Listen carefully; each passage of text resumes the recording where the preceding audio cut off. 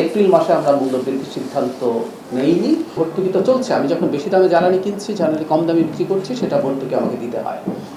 এখন ভর্তুকি একটা জিনিস একটু ক্লিয়ার করে রাখা ভালো, জ্বালানির দাম বাড়িয়ে দিলে কিন্তু আমাদের রিজার্ভের ভালো কিছু হবে না। আমরা অনেকে, এটা আমি সোশ্যাল মিডিয়ার একটা জবাব একটু দেই, অনেকে মনে করছেন যে আমাদের রিজার্ভ খালি হবে। রিজার্ভ আসলে সাথে ভর্তুকি কমানোর কোনো প্রসঙ্গ নেই, কারণ আমরা জ্বালানি কিনবো আসলে বৈদেশিক মুদ্রা দিয়ে।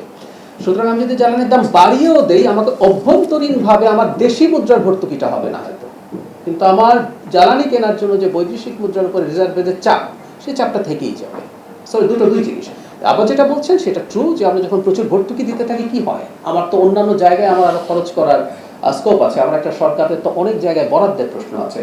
সো এই প্রশ্নটা আসলে খুবই জরুরি, কিন্তু ভর্তুকি আমরা এখন পর্যন্ত কন্টিনিউ করছি, কারণ ভর্তুকি থেকে সরে আসলে যে ইম্প্যাক্ট ক্যালকুলেট করে, এটা টাফ ডিসিশন, কোনো সন্দেহ নাই। ভর্তুকি দিতে গেলে অর্থনীতিতে ব্লিডিং হয়।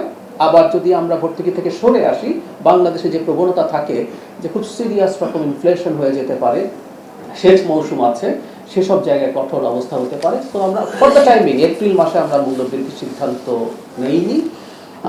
পরিস্থিতি যদি খুব খারাপ থাকে, এরকম যে কোনো সিদ্ধান্ত, মূল্য সংশোধনের কোনো সিদ্ধান্ত নেওয়া হবে না তা বলা যাবে না।